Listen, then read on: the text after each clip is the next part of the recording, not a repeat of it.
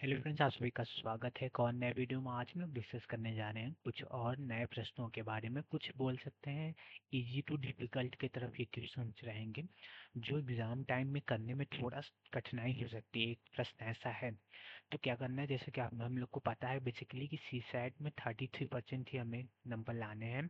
केवल qualifying paper है वो ना, ठीक है। तो उसी तरह हम लोग अप्रोच करेंगे सी सैट को। जब भी एग्ज़ाम में हम लोग बैठेंगे तो मतलब उसी तरीके से जो इजी क्वेश्चन रहेगा पहले फर्स्ट उसको अप्रोच करेंगे शुरुआत से अंत तक। फिर मीडियम पे जाएंगे और फिर हम लोग हार्ड की तरफ जाएंगे अगर समय बचेगा तब, ठीक है। क्योंकि हमें 33% ही मार्क्स एक्वायर करने हैं क्वालिफाई करने के लिए, किसको, सी सैट को, ठीक है। तो ये हम लोग को दिमाग में सॉल्व करना है। ईगो पे रख के सारे क्वेश्चंस को सॉल्व करने की ज़रूरत नहीं है। जो रिक्वायरमेंट है उसी के अकॉर्डिंग हम लोग सॉल्व करेंगे, ठीक है। तो मैं वो क्वेश्चन भी ले आया हूँ जो थोड़ा डिफिकल्ट की तरफ है। एग्जाम टाइम में थोड़ा सा समझना और करना थोड़ा सा डिफिकल्ट हो सकता है, तो उसको भी हम लोग समझेंगे इजीली, ठीक है।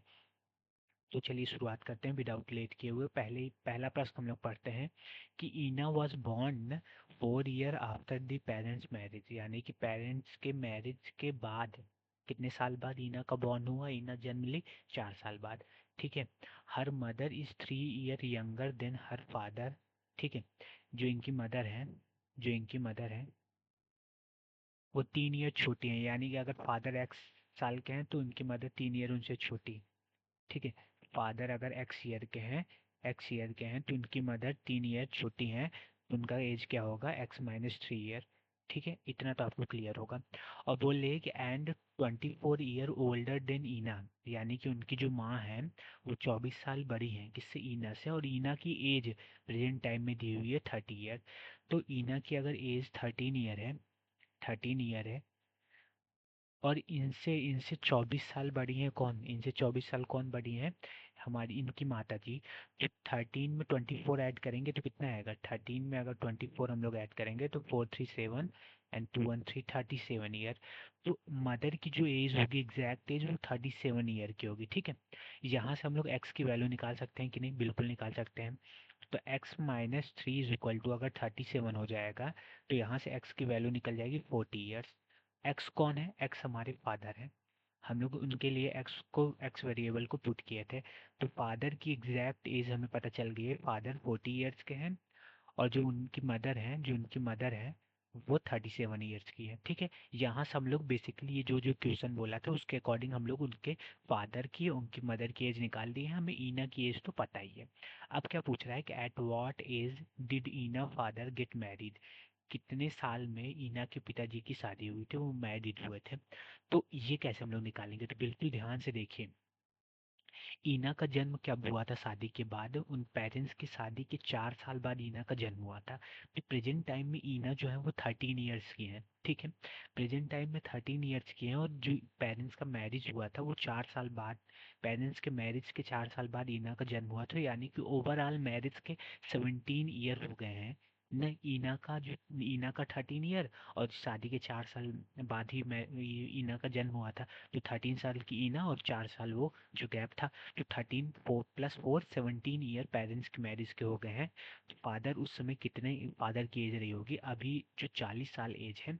40 साल में अगर 17 ईयर हम लोग सब्सट्रैक्ट करेंगे, 40 में हम लोग अगर 17 सब्सट्रैक्ट करेंगे तो यहाँ से 3 और यहाँ से 3 1, 3 में से 1 गया 2।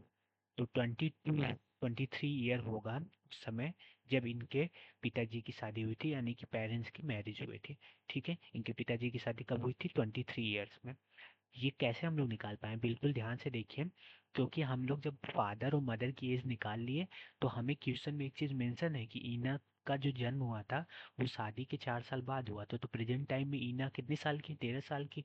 तो और 4 साल बाद इनका जन्म हुआ था शादी के। तो टोटल ओवरऑल पेरेंट्स के मैरिज से ईना अभी तक कितने साल, मतलब ओवरऑल कितना साल हुआ होगा, तो 17 ईयर हुआ होगा। क्योंकि 4 ईयर गैप था, उसके बाद इना जन्म ली और इना 13 साल की भी हो गई है। तो टोटल 17 ईयर हो गया पेरेंट्स के मैरिज से। तो अभी प्रेजेंट टाइम में 40 साल एज है फादर की, तो मैरिज के समय 17 ईयर अगर पीछे जाएंगे तो 40 में 17 सब्सट्रैक्ट करेंगे 17, तो हमारा 23 आएगा। और यही इसका करेक्ट आंसर है, क्या है, 23 is the correct answer. I hope आपको ये बेसिक सा सवाल समझ में आया होगा। जो जो क्वेश्चन में मेंशन था हम लोग उसको लिखे और सॉल्व कर दिए, ठीक है। तो चलिए आगे चलते हैं। ये थोड़ा सा जो मैं आपको बता रहा था वीडियो शुरू करने से पहले कि थोड़ा सा डिफिकल्ट लेवल की तरफ क्वेश्चन है, क्योंकि एग्जाम टाइम में इसको तुरंत सॉल्व करना थोड़ा सा, मैं मानता हूँ कि थोड़ा सा याद बिट क्वेश्चन है।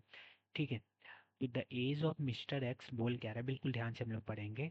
जो मिस्टर एक्स की एज है, लास्ट ईयर इनकी जो एज थी वो स्क्वायर ऑफ नंबर यानी किसी नंबर का स्क्वायर था। ठीक है। और बोल रहा है कि and it could be a cube of number next year.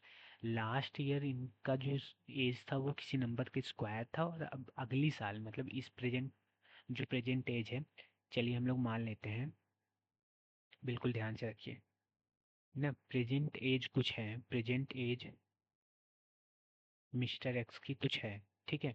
Mister x की प्रेजेंट एज कुछ है, और इससे पिछला ईयर जो दिया है लास्ट ईयर यानी कि पीछे, लास्ट ईयर इनकी जो एज थी किसी नंबर का स्क्वायर थी, square of a number, square of a number, किसी नंबर का स्क्वायर था।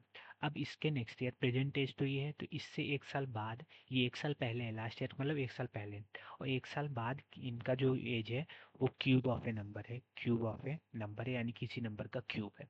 ठीक है। तो क्या बोल रहा है कि what is the least number of year he must wait for his age, कि इनका जो एज होगा और हिज एज, उन अभी जो प्रेजेंट टाइम में एज है उनका, उससे कितना साल और इंतजार करना होगा उनको, फिर से उनका जो एज हो जाएगा वो क्यूब हो जाए। क्यूब ऑफ ए नंबर, किसी नंबर का क्यूब हो उनका साल, एज, कितना साल वेट करना होगा प्रेजेंट एज से, वही क्वेश्चन पूछ रहा है। आई होप मैं आपको क्वेश्चन समझा पाया हूँगा। फिर से हम लोग समझेंगे। क्वेश्चन में मेंशन है कि प्रेजेंट एज से एक साल पहले इनका जो एज था मिस्टर एक्स का वो किसी नंबर का स्क्वायर था, और प्रेजेंट एज से एक साल बाद इनका जो एज है वो किसी नंबर का क्यूब है। तो बोल रहा है कि अब ये किसी नंबर का क्यूब आने में कितना साल लगेगा प्रेजेंट एज से मिस्टर एक्स को, ठीक है, उनका एज होने में। ठीक है। आई होप आपको क्वेश्चन समझ में आ रहा हो कैसे अब इसको हम लोग वो करेंगे, अप्रोच करेंगे। बिल्कुल ध्यान से देखिए। अब हमें पता नहीं है कि कब कौन सा ऐसा स्क्वायर है किसी नंबर का कि उसके जस्ट एक साल बाद क्यूब आ जाता है किसी नंबर का। नहीं, इसके लिए हमें स्क्वायर कुछ नंबर का लिखना होगा और कुछ नंबर का क्यूब लिखना होगा। ठीक है। तो चलिए लिख लेते हैं और फिर समझने की कोशिश करते हैं। वन का स्क्वायर वन होगा, टू का स्क्वायर फोर होगा, थ्री का नाइन होगा, फोर का सिक्सटीन होगा, और फाइव का 25 होगा, और सिक्स का 36 होगा। ठीक है, इतना तो आपको क्लियर होगा। और वन का क्यूब वन होगा, टू का 8 होगा, थ्री का 27 होगा, फोर का 64 होगा, फाइव का 125 होगा। ठीक है।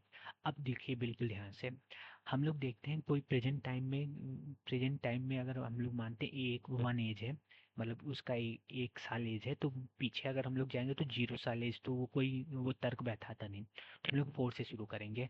अगर फोर प्रेजेंट टाइम में इसका जो एज है फोर है, तो इसके पीछे कोई स्क्वायर नंबर है क्या? बिल्कुल नहीं। तो हम लोग इसके जस्ट एक आगे जाएंगे। अगर प्रेजेंट टाइम में इसका एज फाइव है, यहाँ से अगर हम लोग इमेजिन करते हैं, तो इसके जस्ट एक साल पीछे किसी नंबर के स्क्वायर इसका एज है, जैसे फोर। क्या इसके जस्ट बाद किसी नंबर का क्यूब है? सिक्स किसी नंबर का क्यूब है क्या? बिल्कुल नहीं। तो यानी कि फाइव प्रेजेंट टाइम में एज इसकी नहीं होगी। अगर हम लोग नाइन के बाद टेन प्रेजेंट टाइम में एज लेते हैं, तो उसके जस्ट एक पीछे तो किसी नंबर का स्क्वायर है, लेकिन एक बाद यानी कि 11 क्या किसी नंबर का क्यूब है क्या? बिल्कुल नहीं, यहाँ से भी निगलेक्ट होगा। ठीक, इसी तरह 16 मतलब 17 किस लेते हैं, प्रेजेंट एज इसकी 17 है, इसके पीछे तो 16 जो है वो किसी नंबर का स्क्वायर है, लेकिन जो 18 है वो किसी नंबर का क्यूब है क्या? बिल्कुल नहीं। अब यहाँ से एक चीज़ हमें समझ में आता है, तो कि 25 की जगह अगर 26 लेते हैं, प्रेजेंट एज इसकी 26 है, इसके पीछे हम लोग देखते हैं एक किसी नंबर का स्क्वायर है क्या? तो हाँ, 5 का स्क्वायर है, और इसके जस्ट बाद एक नंबर आता है 27। क्या ये किसी नंबर का क्यूब है क्या? बिल्कुल है। तो हमें ये एक चीज़ यहाँ से निकल गया, अगर ये लिखने पे स्क्वायर और क्यूब लिखने पे, कि इसकी जो प्रेजेंट एज है वो 26 साल है। 26 साल इसकी प्रेजेंट एज है, इसीलिए ये एक ईयर पीछे अगर जाता है तो वो 25 साल का होता है, वो किसी नंबर का स्क्वायर है। और एक ईयर अगर आगे आता है तो वो 27 साल का होता है, और वो किसी नंबर का क्यूब है। यहाँ से ये तो हम लोग डिफाइन कर लिए हैं। ठीक है। अब जस्ट यही क्वेश्चन में यही पूछ रहा है कि अब कितना साल उसमें इंतजार करना होगा, फिर से किसी मतलब उनका उसका जो एज होगा वो किसी नंबर का क्यूब होगा। तो 27 के बाद क्यूब कौन सा आता है, किसी नंबर का क्यूब कौन सा आता है? वो 64 आता है। ठीक है। प्रेजेंट एज इसकी 26 है, और 64 साल तक जाना है, तो कितना ईयर इसको गैप वो वेट करना होगा? तो 26 में 64 अगर सब्सट्रैक्ट करेंगे तो 8 ये, और ये फिर 5 में से 2 गया 3, क्या कितना ईयर इसको वेट करना होगा, 38 ईयर इसको वेट करना होगा फिर किसी नंबर का क्यूब आने में, इसका जो एज होगा किसी नंबर का क्यूब। आई होप आपको समझ में आया होगा। वही क्वेश्चन पूछ रहा है कि what is the least number of year है he must wait for his age, उसकी जो एज है अभी उससे to become the cube of a number again, फिर से किसी नंबर का क्यूब उसका एज कब आएगा प्रेजेंट एज से कितने साल बाद, कितना कम से कम साल बाद, तो वो 38 साल है। आई होप मैं आपको समझा पाया हूँ। तो प्रेजेंट टाइम में क्वेश्चन जब हम लोग लगा रहे होंगे एग्जाम टाइम में, तो थोड़ा सा ये सोचना है कि इसका स्क्वायर लिख के क्यूब लिख के हम लोग ढूंढेंगे ऐसा नंबर कि उसके जस्ट 1 साल पहले स्क्वायर है कोई नंबर का, 1 साल बाद क्यूब है किसी नंबर का, तो जो उस समय एग्जाम कंडीशन में करना थोड़ा सा वो है, टफ है। तो इसीलिए अभी मैं आपको बता दिया हूँ कि ऐसे क्वेश्चंस को कैसे अप्रोच करते हैं, लेकिन एग्जाम टाइम में आप इसको स्किप जरूर कर सकते हैं, ठीक है। तो आई होप आपको स्ट्रैटेजी और कैसे सॉल्व करना है क्वेश्चंस को वो जरूर समझ में आया होगा, ठीक है। तो चलिए एक और प्रश्न को सॉल्व करते हैं। तो ये प्रश्न जो दिया हुआ है कि 2002 में जो मीनू की एज है वो मीरा की एज से 1/3 है। तो अगर हम लोग मानते हैं कि मीरा की जो एज है वो एक्स ईयर है, तो हमारा जो मीनू का एज होगा वो 1/3 है इसका। तो इसका 1/3 यानी कि एक्स इंटू 1/3 3। तो यहाँ से x/3 किसका एज आ जाएगा, मीनू का x/3, ठीक है। ये हमारा कब का एज है, ये 2000 में एज है, 2002 में ये एज है मीरा का और मीनू का। अब बोल रहा है कि 2010 में इसके अकॉर्डिंग हम लोग लिखते हैं, पहले इसके अकॉर्डिंग। देखिए ऐसे क्वेश्चन जब भी आएंगे कि इस साल में इसका एज ऐसा है उसका एज ऐसा है, तो पहले हमें जिस जो साल से शुरुआत होता है उसको तो क्वेश्चन के अकॉर्डिंग लिखना है। अब हमें कहाँ तक जाना है, 2010 तक। 2010 में एज निकालना है। तो मीरा की एज 2002 से 2010 कितना साल है, 8 साल बाद। तो एक्स 2002 में है तो 8 साल बाद क्या होगी, x+8 होगी। तो ये मीरा की एज होगी, किसकी एज होगी, मीरा की एज। ये हम लोग बस डिफाइन कर रहे हैं, अभी क्वेश्चन में कुछ मेंशन होगा तो उसके अकॉर्डिंग भी हम लोग सॉल्व करेंगे। और मीनू की एज क्या होगी, मीनू की एज क्या होगी, x/3 है, तो x/3 में हम लोग +8 कर देंगे क्योंकि 8 साल बाद आए हैं हम लोग 2010 में। तो 2010 में पहले जो 2002 में एज थी उसके अकॉर्डिंग मीरा और मीनू की एज ये होगी। लेकिन अब क्वेश्चन में भी कुछ मेंशन होता है, उसको भी हम लोग को पढ़ना होता है। वेयर एज इन 2010 जो मीनू की एज है वो हाफ ऑफ द मीरा है, यानी कि मीरा की एज से आधी है। मीनू की जो एज है वो मीरा की एज से आधी है। तो मीरा की एज क्या है, बिल्कुल ध्यान से देखिए। मीरा की एज 2010 में x+8 है, क्या है, x+8 है। तो इसका हाफ बोल रहा है, इसका हाफ यानी x+8/2 मीनू की एज है। ये तो हम लोग इसके अकॉर्डिंग निकालें, 2002 में जो मीनू की एज थी उसके अकॉर्डिंग मीनू का एज निकालें, लेकिन क्वेश्चन में मीनू की एज कुछ और मेंशन है। मीनू की एज मेंशन है x+8/2 क्योंकि मीरा की एज का हाफ, ठीक है, मीरा की एज का हाफ। तो यहाँ से हम लोग दोनों को बराबर कर सकते हैं कि नहीं, कि ये 2002 के अकॉर्डिंग 2010 में मीनू के जो जो क्वेश्चन मेंशन है ये दोनों अगर हम लोग बराबर करेंगे तो यहाँ से वेरिएबल की वैल्यू निकलने वाली है, ठीक है। बिल्कुल ध्यान से देखिए, ठीक। तो यहाँ से हम लोग इसका एल्शियम लेंगे 3 आएगा, और 3 प्लस और फिर ये 24 और ये x+8/2 क्रॉस मल्टीप्लाई होगा, तो क्रॉस मल्टीप्लाई होगा तो यहाँ 2x होगा, ये 48 होगा, और ये 3x होगा और ये 24 होगा, ठीक है। ये इधर जाएगा, ये इधर जाएगा, तो 3x में से 2x सब्सट्रैक्ट होगा तो x बचेगा। 48 में 24 अगर हम लोग सब्सट्रैक्ट करेंगे तो 4 और 2 हमारा 24 आएगा। क्या आएगा, 24 आएगा। तो आई होप आपको यहाँ से x की वैल्यू हम लोग निकाल ली है, ठीक है। x की वैल्यू निकाल ली है तो हमें मीरा की एज पता चल गई है। मीरा की एज कितनी है, 24। और यही मीनू की जो एज है 24 में 3 डिवाइड करेंगे 8 ईयर्स। मीनू की एज 8 ईयर है और मीरा की एज 24 ईयर है, ठीक है। क्या क्वेश्चन पूछ रहा है कि what is the Meenu year of birth, यानी कि किस साल में मीनू पैदा हुई थी। तो 2002 में वो 8 साल की हो गई थी। तो 8 साल पीछे जाएंगे, 8 साल पीछे जाएंगे तो कौन सा ईयर आएगा, 1994।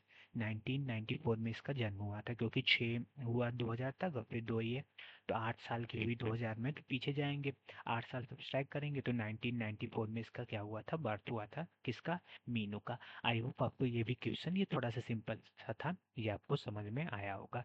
तो आज के लिए इतना ही रखते हैं। ये 3 क्वेश्चंस को हम लोग लगाए हैं, अच्छे से समझे हैं कैसे क्या क्या करना है, क्या अप्रोच रखना है, सब कुछ जाने इस वीडियो में। तो वीडियो कैसा लगा कमेंट करके जरूर बता सकते हो। वीडियो को लाइक एंड चैनल को सब्सक्राइब जरूर करिए, ठीक है। दोस्तों के साथ शेयर करिए। तो आज के लिए इतना ही रखते हैं, धन्यवाद।